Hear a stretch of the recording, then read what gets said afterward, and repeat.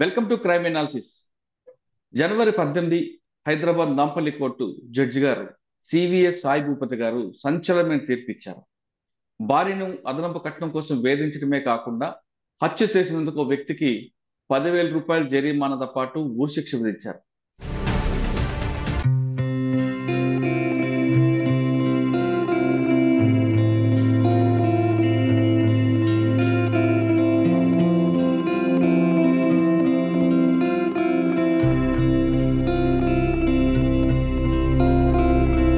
కోర్టులో మొట్టమొదటిసారిగా ఉరిశిక్ష తీర్పు ఇది. అయితే ఆ కేసులో ఇన్వెస్టిగేషన్ ఎలా జరిగింది, ప్రాపర్ గా ప్రాసిక్యూషన్ ఏ విధంగా ప్రజెంట్ చేసింది చేయబట్టే ఆ కేసులో ఫస్ట్ టైం ఉరిశిక్ష విధించారు. కాబట్టి ఇప్పుడు ఈ టాపిక్ లో మనతో మాట్లాడడానికి ఐఓ వెంకటేశ్వర గారితో పాటు అదేవిధంగా ఈ కేసులో ఒక పగడ్బందీ కంటే మొదటి నుంచి లాస్ట్ వరకు నడిపిన పబ్లిక్ ప్రాసిక్యూటర్ శ్రీవాణి గారు ప్రస్తుతం మన లైన్ లో ఉన్నారు.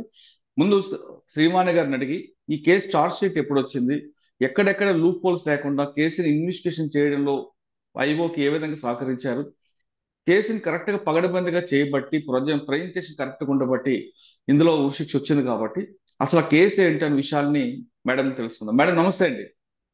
నమస్కారం సార్. ముందుగా మీకు మీ టీం కి వీళ్ళందరూ కూడా కంగ్రాట్స్ అండి. ఎందుకంటే thank you very much madam, dowry death కేసుల్లో వేరేగా ఉంటాయి, తర్వాత 498 వేరేగా ఉంటుంది, కానీ 302లో రెండు కలిపి 498 302 కలిపి ఉరిశిక్ష డెత్ సెంటెన్స్ తీసుకురావడం గొప్ప విషయం.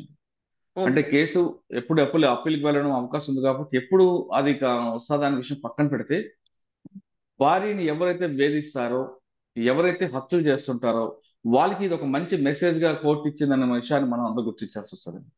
ముందుగా ఈ కేసులో ఏం జరిగింది, ఈ కేసు చార్జ్ షీట్ వేసినప్పుడు మీ దగ్గరికి వచ్చినప్పటికీ దీన్ని, ఎందుకంటే మీరు అంతవరకు నల్గొండలో ఉన్నారు, వచ్చి నాంపల్లి కోర్టుకి ట్రాన్స్ఫర్ రాగానే మీకు ఈ కేసు ఫైల్ వచ్చింది కాబట్టి ఒకసారి కేసు ఏంటి వివరాలు చెప్పండి. సార్, నేను సెప్టెంబర్ 15, 2022 నాడు నాంపల్లి కోర్టులో ఛార్జ్ తీసుకుంటాను సార్. ఈ కేసు నా ముందుకు వచ్చింది ట్రయల్ కి జనవరి 6, 2023 రోజు ఈ కేసు ట్రయల్ కి వచ్చింది సార్. సో జనవరి 6, 2023 నుంచి నిన్న జనవరి 17, జనవరి 6, 2023 నుంచి జనవరి 18 వరకు, అంటే దాదాపు ఈ కేసు 1 year నడిచింది సార్. యాక్చువల్ గా ఇందులో 498, 302 రెండు సెక్షన్లు తోటి ఛార్జ్ షీట్ వేశారు సార్. ఇందులో ఎవరో కాదు సార్, భర్త తన భార్యని అతి కిరాతకంగా, అందులో 3 types of material objects use చేశారు సార్. ఒకటి సిజర్స్, ఇంకోటి యాక్స్, ఇంకోటి స్క్రూ డ్రైవర్ సార్. ఈ 3 యూజ్ చేసి ఆమెని అతి కిరాతకంగా చంపాడు సార్. యాక్చువల్ గా ఈ హస్బెండ్ సార్, ఇది ఏ పోలీస్ స్టేషన్ పరిధిలో జరిగిందండి, ఎప్పుడు జరిగింది? Bhavaninagar police station sir. ఇది 2019 కి స్టార్ట్ అయినటువంటి కేసు. 2019 తర్వాత 2021 లో ఛార్జ్ షీట్ అయింది. కోర్టు వారి ముందుకి 2023 జనవరి 6 రోజు ట్రయల్ స్టార్ట్ అయింది సార్. ఇందులో మేనమామ కూతుర్ని, ఇక్కడ హస్బెండ్ మేనమామ కూతురు, ఆ వైఫ్ ఎవరో కాదు, మేనమామ కూతుర్ని మ్యారేజ్ చేసుకున్నాడు సార్. మ్యారేజ్ చేసుకొని ఈ హస్బెండ్ యొక్క ఇల్లును ఆ హస్బెండ్ వాళ్ళ మామగారికి, అంటే అమ్మాయి చనిపోయిన అమ్మాయి వాళ్ళ పేరెంట్స్ ఇల్లు కూడా ఎదురుబదురుగానే ఉంది సార్. వాళ్ళే ఈ ఇంట్లో ఎదురుగానే ఉంటుంది నా కూతురు, అందరికంటే పెద్ద అమ్మాయి, చాలా హ్యాపీగా భర్తతో సంసారం చేసుకోవచ్చు అని చెప్పి వాళ్ళ అత్తమ్మను వీళ్ళిద్దరు మాట్లాడుకొని మ్యారేజ్ చేశారు సార్. ఎప్పుడైతే ఈ అమ్మాయి వాళ్ళ మామగారు ఉన్నంత వరకు, డిసీజ్ చనిపోయిన అమ్మాయి వాళ్ళ మామగారు ఉన్నంత వరకు సవ్యంగా నడిచింది. ఎందుకంటే ఆ మామగారికి స్ట్రిక్ట్ మొహమ్మడియన్ లాస్ అన్ని ఫాలో అయ్యేవాళ్ళు, కొడుకును కాస్త బెదిరించేవారు. ఆ తర్వాత ఏమైందంటే, ఎప్పుడైతే తండ్రి చనిపోయాడో ఈయనలో పూర్తిగా భయం భక్తి లేకుండా, డిసిప్లిన్ లేకుండా తాగటం తిరగటం, అమ్మాయిని ఏ విధంగానంటే ఆ విధంగా ప్రతిరోజు హెరాస్ చేసేవాడు. సో ఆమె తాళలేక కొన్నిసార్లు వాళ్ళ పేరెంట్స్ కి చెప్పేది, కొన్నిసార్లు చెప్పకపోయేది సార్. ఈ కేసు జరిగే రోజు, ఏ రోజైతే మర్డర్ అయిందో, ఇందులో ఒకటి ఏంటంటే సార్, జనవరి 6 ఆమె చనిపోయింది. జనవరి 6 రోజే ఈ ట్రయల్ కూడా స్టార్ట్ అయింది సార్. ఆ జనవరి 6 రోజు చనిపోయే పొద్దుపుట వచ్చి అమ్మాయి, అమ్మ నన్ను 30,000 రూపీస్, అంటే అంత లోగడ 4-5 సార్లు వేధించారు, 4 సార్లు అదనపు కట్నం అడిగారు. వాళ్ళ మామగారు ఇస్తూ పోతుండేవాడు. ఆయన రిటైర్డ్ ఎస్ఐ, అంటే హెడ్ కానిస్టేబుల్ నుంచి ట్రాన్స్ఫర్ అయ్యి హెడ్ కానిస్టేబుల్ నుంచి ప్రమోషన్స్ తోటి రిటైర్డ్ ఎస్ఐగా లాస్ట్ ప్రమోట్ అయ్యి రిటైర్డ్ అయ్యాడు సార్. రోజు ప్రతిరోజు అమ్మాయి చెప్తూ ఉండేది, ఎదురుగానే ఇల్లు కాబట్టి నాన్న నన్ను వేధిస్తున్నాడంటే. అతనికి కూడా ఇంకా 4 పిల్లలు ఉన్నారు. సో న్యాచురల్ గా పెద్ద అమ్మాయి అవటం వలన ఇస్తూనే ఉన్నారు. దాదాపు 5-6 లక్షల రూపాయల దానికి ఇచ్చారు. ఫైనల్ గా 30,000 రూపీస్ అడిగాడు సార్.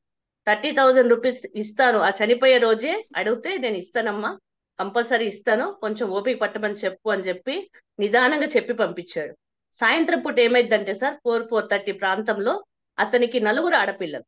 సో ఆ వేధింపు కారణం ఏంటంటే, అదనపు కట్నం కాకుండా నువ్వు 4 ఆడపిల్లలు నీకు అన్నావు కాబట్టి ఈ 4 ఆడపిల్లకి పెళ్లి చేయాలంటే కూడా నాకు డబ్బులు కావాలని చెప్పేసి అలా వేధిస్తూ ఉండేటాడు. ఆ అమ్మాయి వాళ్ళ ఏజ్లు ఇప్పుడు 18, 16, 14, 8 ఏళ్ల పిల్లలు ఉన్నారు సార్. సో ఆ రోజు ఏం చేశాడంటే, నలుగురిని 4:35 ప్రాంతంలో చనిపోయే రోజు వాళ్ళ నలుగురిని మీరు వెళ్ళి పుస్తకాలు తీసుకొని వెళ్ళి తాతగారు వాళ్ళ ఇంట్లో చదువుకోండి, నేను తర్వాత మిమ్మల్ని పిలుస్తానని చెప్తే నలుగురు వెళ్ళేసి వాళ్ళ తాతగారి ఇంటికి వెళ్తారు. వెళ్ళినాక 5:30 ఆ ప్రాంతంలో వాళ్ళ రెండో అబ్బాయి ఏం చేస్తాడంటే, ఆ డిసీజ్డ్ వాళ్ళ తమ్ముడు ఫోన్ మాట్లాడుతూ బయటికి వస్తాడు. ఫోన్ మాట్లాడుతూ బయటికి వచ్చేటప్పుడు ఏమైందంటే, ఆ ఇంట్లోకి వెళ్ళి విపరీతమైనటువంటి అరుపులు వినిపిస్తుంటాయి. ఎందుకు ఇంత అరుపులు వినిపిస్తున్నాయి, ఏం జరిగిందో అని చెప్పి బయటికి వెళ్ళి చూసేసరికి లోపల పెద్ద పెద్ద శబ్దాలు వినిపిస్తే వెళ్ళి చూసేసరికి మీద ఛాతి మీద పడుకొని గుద్దుతూ కళ్ళల్లో సిజర్స్ పెట్టి పొడిచాడు. అట్లా కళ్ళు పోయినాయి. ఇందులో భయంకరమైనటువంటి విషయం ఏంటంటే సార్, 53 ఇంజరీస్ ఉన్నాయి. అన్నిటికంటే భయంకరమైన ఇదేంటంటే, ప్రైవేట్ పార్ట్ వెజైనాలో కూడా స్క్రూ డ్రైవర్ పెట్టి చంపాడు. ఇంత భయంకరమైనటువంటి ఇంజురీస్ ఎన్నో హత్యలు చూసాం గాని, ఒక హస్బెండ్ అయి ఉండి ఒక వైఫ్ ని కళ్ళల్లో పొడిచి అసలు ఒంటి నిండా గాయాలే, కత్తి గాయాలు. ఎప్పుడైతే ఈయన బయటికి వెళ్ళి చూసి అరవటం మొదలు పెట్టంగానే వాళ్ళ తమ్ముడు పారిపోతాడు అక్కడి నుంచి. పారిపోయి ఇంకా అంతే కనిపించకుండా వెళ్ళిపోతాడు. వీళ్ళు వెళ్ళి చూసేసరికి అమ్మాయి అప్పటికే ప్రాణం కోల్పోయి పూల్ ఆఫ్ బ్లడ్ లో పడిపోయి ఉంటది, ఒంటి నిండా ఇంజురీస్. సో ఈ కేసులో నేను ఏం చేశానంటే, ఆ ఐ విట్నెస్ ని, ఎవరైతే తమ్ముడు ఉంటాడో ఐ విట్నెస్ తోటి సమర్థవంతంగా చెప్పించడం అయింది ట్రయల్ అంటే కండక్ట్ మీరు చేసినప్పుడు. అంతకుముందు ఐఓ ఇన్వెస్టిగేషన్ ఎలా చేసుకొచ్చారండి? ఐఓ ఇన్వెస్టిగేషన్ అంతా అయిపోయాకే ఆ చార్జ్ షీట్ వేసినప్పుడు కానీ నేను లేను సార్. ఐఓ ఇన్వెస్టిగేషన్ బాగానే చేశారు. ఈ తర్వాత ఏముంది సార్, డైరెక్ట్ గా ఆయన లొంగిపోతాడు, confession panchnama, direct eye witness ఉంది, భర్తనే కాబట్టి ఎక్కడైతే కన్ఫెషన్ పంచనామా ఉంటుందో ఆ కన్ఫెషన్ పంచనామా ఇక్కడ దాచిపెట్టాను అవి అని చెప్తే దాని ప్రకారంగా సీజ్ అయినాయి. So okay. ఒక్కడే ఒక ఐ విట్నెస్ ఉన్నాడు. యాజ్ పర్ కన్ఫెషన్ పంచనామా, ఆ అక్యూస్డ్ యొక్క కన్ఫెషన్ పంచనామా తోటి ఆర్టికల్స్ అన్ని సీజ్ అయిపోయినాయి. ఇందులో medical evidence is very very important. Medical evidence doctor గారు పోస్ట్ మార్టం ఎగ్జామినేషన్ లో 53 ఇంజురీస్ ఉన్నాయని చెప్పారు. మనము కోర్టులో ఎప్పుడైతే డాక్టర్ గారిని ఎవిడెన్స్ చేస్తామో అలా వదిలేయొద్దు. నేనేం చేశానంటే, ఇది ఒక్కటే సార్ నేను హార్డ్ వర్క్ చేసింది. ఆ డాక్టర్ గారితో 53 ఇంజురీస్ చెప్పించాను. నేను ఏవైతే మెటీరియల్ ఆబ్జెక్ట్స్ మార్క్ చేశానో, that is screwdriver, axe, అవన్నీ కాన్ఫరెంట్ చేశారు. Everything has been confronted with the doctor. So అందులో ఏమని చెప్పారనంటే, ఈ ఇంజురీ తోటి, ఈ మెటీరియల్ ఆబ్జెక్ట్ తోటి ఈ ఇంజురీ జరుగుతుందా లేదా అంటే, మొత్తం డాక్టర్ గారు కూడా ఓపిక్ గా 53 ఇంజురీస్, 53 ఇంజురీస్ కూడా ఈ మెటీరియల్ ఆబ్జెక్ట్ తోటి ఇలా అయింది, ఈ మెటీరియల్ ఆబ్జెక్ట్ తోటి ఇలా అయింది, ఎంత ప్రెషర్ యూస్ చేశారు.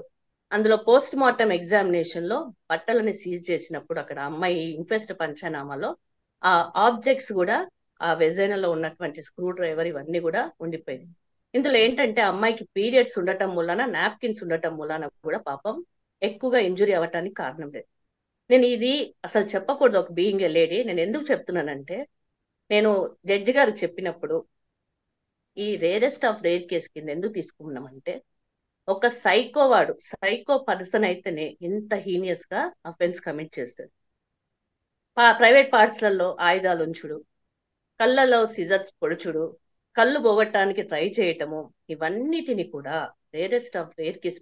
బచ్చన్ సింగ్ అని ఒక కేసు ఉంటుంది, ఎప్పుడు రేరెస్ట్ ఆఫ్ రేర్ అంటే ఒక మనిషి చేసే పని కాదు, ఒక ఉన్మాది కంటే హీనంగా, చాలా భయంకరంగా, చాలా క్రూరంగా, చాలా అన్యాయంగా, బరరి అని చిన్నప్పటి నుంచి చూసినటువంటి మేనమామ కూతుర్ని అంత భయంకరంగా చంపాడు. కాబట్టి రేరెస్ట్ ఆఫ్ రేర్ కేసు కింద తీసుకోండి, సరి అయినటువంటి పనిష్మెంట్ ఇవ్వండి అని చెప్పి చాలా ఎక్కువగా సార్ తోటి బాగా ఆర్గ్యూ చేయటం అయింది. సార్ని బాగా కన్విన్స్ చేశాను ఈ విషయాన్ని. ఇందులో సార్ 5 మంది అడ్వకేట్స్ మారారు, 5 అడ్వకేట్స్. జడ్జిమెంట్ కి ఇది ఎప్పుడు అయిపోయిందంటే ట్రయల్ ఏప్రిల్ 2023లో అయిపోయింది. ఏప్రిల్ 23లో జడ్జిగా ట్రాన్స్ఫర్ అవ్వటం వలన కోర్టుకి ఆఫీసర్ లేక మళ్ళీ కోర్టు ఆఫీసర్ సెప్టెంబర్లో వచ్చారు. మాకు సాయి భూపతి గారే సెకండ్ కోర్టుకి ఇన్ఛార్జ్ ఉండేది. ఆయన కూడా కేసు వింటాను అని అంటే 3 నుంచి 4 సార్లు అక్కడ కూడా నేను ఆర్గ్యుమెంట్స్ చెప్పాను. కొత్త అడ్వకేట్ రావటము, మెమో ఆఫ్ అపీరెన్స్ వేయటము, మళ్ళీ నేను కొత్తగా ఆర్గ్యుమెంట్ చెప్పడం తోటి ఇందులో ఏంటంటే నాకు పర్ఫెక్షన్ వచ్చేసింది. ఫైనల్ గా సెప్టెంబర్ లో ఆయన ఫుల్ ఛార్జ్ గా 4th MSJ కోర్టుకు వచ్చారు. 4th MSJ కోర్టుకు వచ్చాక ఇందులో అక్యూజ్డ్ ఏం చేశాడంటే, నేను ఇన్సానిటీ జైలు అంటే ఇన్సానియట్ అంటే పిచ్చివాడిని ఎప్పుడైతే అఫెన్స్ చేశానో నన్ను రిమాండ్ ఖైదీగా ఉన్నప్పుడు నన్ను ఎర్రగడ్డకి పంపించారు. ఎర్రగడ్డకి పంపించి నాకు ట్రీట్మెంట్ ఇచ్చారు. సో నేను మెంటల్ ఇన్కెపాసిటీ ఉంది కాబట్టి దాన్ని కన్సిడర్ చేయమని చెప్పి ఒక పిటిషన్ వేశాడు. ఇంకొక పిటిషన్ 91 CRPC ప్రకారం డాక్యుమెంట్స్ కూడా ప్రొడ్యూస్ చేయమని చెప్పి పిటిషన్ వేశాడు. సో దానికి నేను ఏం చేశానంటే కౌంటర్ వేశాను. ఇంకోటి ఏం చెప్పానంటే సార్, అందులో అడ్వకేట్ లేకపోయినా అస్తమానం ఆయన వస్తానే ఉన్నాడు కోర్టు. ఆయన పేరు ఇంజుమామ్ ఉల్ హక్ అనగానే కరెక్ట్ గా వచ్చి కోర్టు వారి ముందు నుంచుంటున్నాడు. వాయిదా ఎప్పుడు మా జడ్జి గారు మా మా అడ్వకేట్ గారు రాలేదు, నాకు వాయిదా కావాలి, నాకు ఇది కావాలి అది కావాలని ఎంతో మామూలు మనిషి కంటే చాలా తెలివిగా అడుగుతున్నాడు. చివరికి నిన్న కూడా సార్ నీ మీద నేరం రుజువైంది అని చెప్పంగానే వెంటనే ఆయన అన్న మాట ఏంటంటే, జైలు అథారిటీస్కి ఎవరికి కూడా జడ్జిమెంట్ కాపీ ఇవ్వకండి, ఆ జడ్జిమెంట్ కాపీ ఏదో నాకే ఇవ్వండి, నేను అప్పీల్కి పోతా. సో నార్మల్ గా కూడా జడ్జి గారిని నేను కన్విన్స్ చేసిన పద్ధతి ఏంటంటే, పిటిషన్లు కాదు డాక్టర్లు కాదు, ఒక మనిషి చూడంగానే మనకి ఎట్లా కనిపిస్తుండో అది కూడా ముఖ్యం సార్. ఆయనకు అన్ని రకాలుగా తెలివి ఉంది, కావాలని తీసుకుంటున్నాడు అని చెప్పి ఆ విధంగా వాటికి కూడా కౌంటర్స్ వేయటము.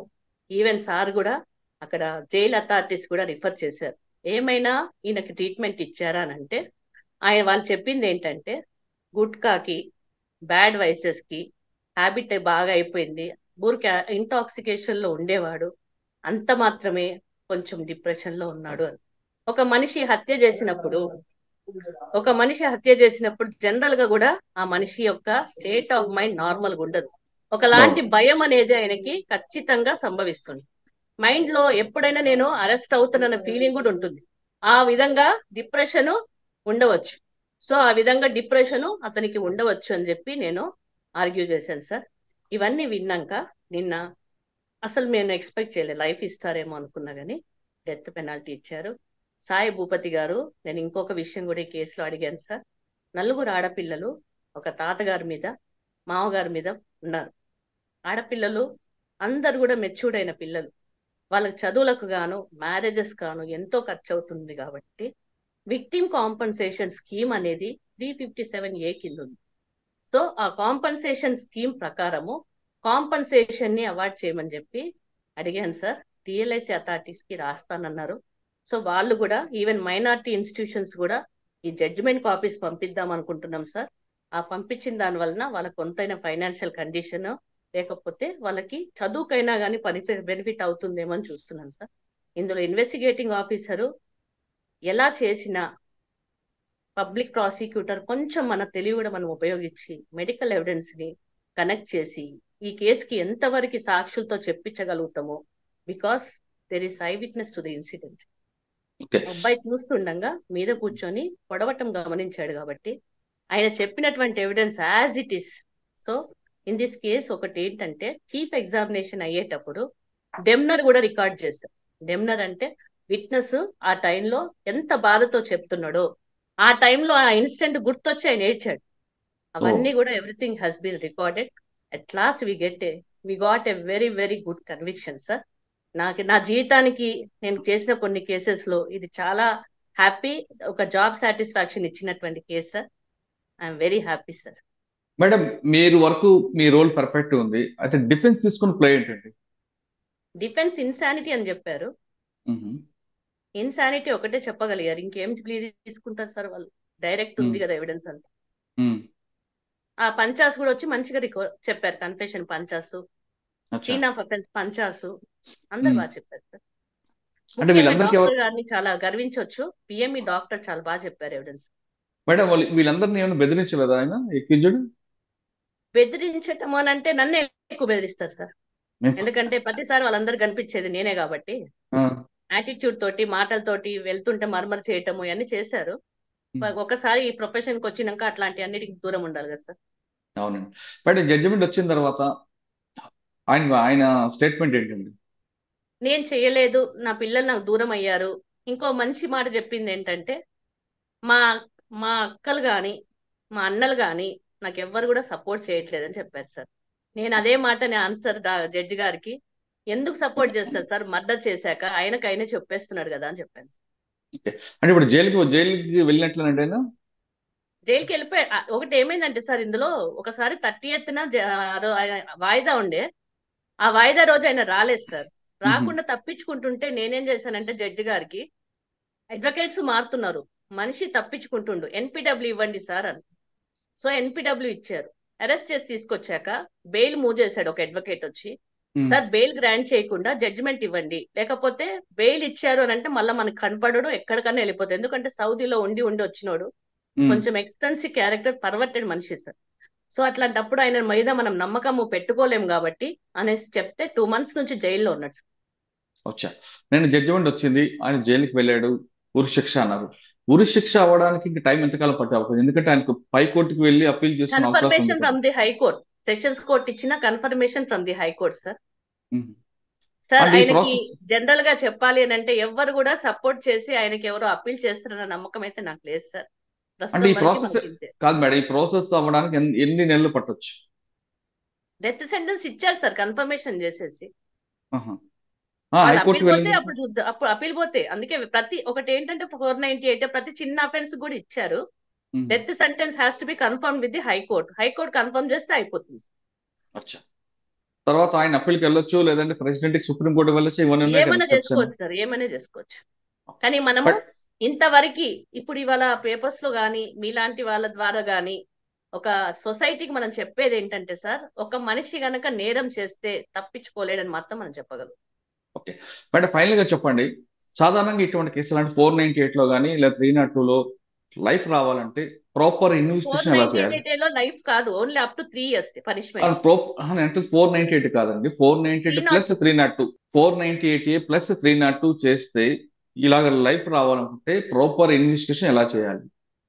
ప్రాపర్ ఇన్వెస్టిగేషన్ అంటే ఉన్న దాంట్లో విట్నెసెస్ తోటి మంచి చేయాలి సార్. పంచనామాలు కూడా విఆర్ఓలతోటి వాళ్ళతోటి రికార్డ్ చేయించాలి. 498 అమ్మాయి చుట్టుపక్కల ఉన్నటువంటి ఇండిపెండెంట్ విట్నెసెస్ తోటి ఎవిడెన్స్ రికార్డ్ చేయాలి. ఎప్పుడైనా ఇంట్లో గొడవలైనప్పుడు పక్క వాళ్ళతోటి ఎవిడెన్స్ ఉండాలి. జనరల్లీ 498 ఏదైనా కానీ విత్ ఇన్ 4 walls అవుతుంది. అవును. కాకపోతే పంచాయతీదారుల ముందు పెట్టినప్పుడు ఉమ్. తెలుస్తుంది ఎంత గ్రావిటీగా ఆ అమ్మాయిని హెరాస్ చేశారన్నది, అట్లా చెప్పొచ్చు. అప్పుడు మనము ఉన్న దాన్ని బట్టి సర్కమ్స్టాన్షియల్ ఎవిడెన్స్ తోటి కనెక్ట్ చేయాలి. డైరెక్ట్ విట్నెస్లు ఎప్పుడు కూడా భార్యాభర్తల పంచాయతీలలో ఉండరు సార్. జనరల్ గా అవును. అవును. సర్కమ్స్టాన్షియల్ ఎవిడెన్స్ కనెక్ట్ చేసుకోవాలి. అంటే ఈ కేసు భవానీ గారి కేసులో ఐఓ కరెక్ట్ చేసుకొచ్చారు. బాగానే చేశారు సార్. అంటే మీరు ఇప్పుడు ఈ కేసులో లైఫ్ వచ్చినందుకు మీరు చాలా హ్యాపీ ఫీల్ అవుతున్నారు. లైఫ్ కాదు sir, death penalty. Death sentence 302 కి 2 ఉంటాయి సార్. 302 పనిష్మెంట్, ఒకటి లైఫ్, ఒకటి డెత్. జనరల్ గా లైఫ్ ఇస్తారు. ఈ రేరెస్ట్ ఆఫ్ రేర్ కేసెస్ లో మాత్రమే డెత్ పెనాల్టీ ఇవ్వాలని ఉంది సార్ రూల్. అచ్చా. కానీ మీరు హ్యాపీగా ఉన్నారు. హ్యాపీ అంటే హ్యాపీ కంటే న్యాయం చేశానన్నది అంతా ఉంది సార్. వారిని వేధించడమే కాకుండా హత్య చేసిన కేసులో ఉరిశిక్ష పడ్డం అనేది చాలా రేర్ గా అంటున్నారు శ్రీవాణి గారు. ఆమెకున్న అవును సార్. సర్వీస్ లో ఈ కేసులో శిక్ష వచ్చిన ఉరిశిక్ష పడినందుకు ఆమెకి ఒక చాలా హ్యాపీగా ఉంది. ప్రొఫెషనల్ గా ఆమె చాలా హ్యాపీ ఫీల్ అవుతున్నారు. సాధారణంగా కొన్ని కేసులు ఇన్వెస్టిగేషన్ కరెక్ట్ లేకపోతే కేసులు వీగిపోతుంటాయి. కానీ అవును సార్. తెలంగాణ రాష్ట్రంలో ఇన్వెస్టిగేషన్ కి సపరేట్ గా ఒక టీం పెట్టడంతో ఐఓలందరూ కరెక్ట్ గా పనిచేయడం, వాళ్ళకి సపోర్ట్ గా పబ్లిక్ ప్రాసిక్యూటర్లు కరెక్ట్ గా ఉండబట్టి కన్విక్షన్ రేట్ పెరిగింది. ఇకపై తెలంగాణలో కాదు ఎక్కడైనా సరే నేరం చేయాలంటే ఒక భయం అనేది జరగాలి, భయం అనే మెసేజ్ కింద వరకు పోవాలని కోర్టులు కూడా చాలా కఠినంగా వ్యవహరిస్తున్నాయి. కాబట్టి ఇకపై నేరం చేయాలనుకుంటే ఒక్కసారి రెండుసార్లు ఆలోచించండి. నేరం చేయడం కరెక్ట్ కాదు, చేసిన తర్వాత తప్పించుకోవడం ఇంకా కష్టం అనే విషయాన్ని భవానీ నగర్ లో జరిగిన సంఘటన మనకు ఒక బెస్ట్ ఎగ్జాంపుల్ గా తెలుస్తుంది. ఇది శ్రీవాణి గారితో ఎక్స్క్లూజివ్ ఇంటర్వ్యూ. వచ్చే వారం మరో అంశంలో మళ్ళీ కలుద్దాం. అంతవరకు నమస్తే. Thank you madam, thank you very much. నమస్కారం సార్, థ్యాంక్ యూ వెరీ మీరు మచ్. మరిన్ని ఇటువంటి కేసులు చేయాలి, ప్రజలకి ఒక మంచి మెసేజ్ పోవాలి, సార్ కోర్టులు నాంపల్లికి కూడా. వచ్చి 1 ఇయర్ అయింది సార్. 1 ఇయర్ నుంచి అవునండి, 10 లైఫ్ కన్విక్షన్స్ వచ్చాయి సార్ నాకు. అదేనండి. ఇటువంటి కేసులు చేస్తే ఎవరు నేరం చేయాలని ఆలోచిస్తాడో వాడికి ఒక మెసేజ్ అయితే ఖచ్చితంగా వెళ్తుంది. అవును sir. Thank you madam, thank you very much. నమస్తే సార్. నమస్తే. బాయ్.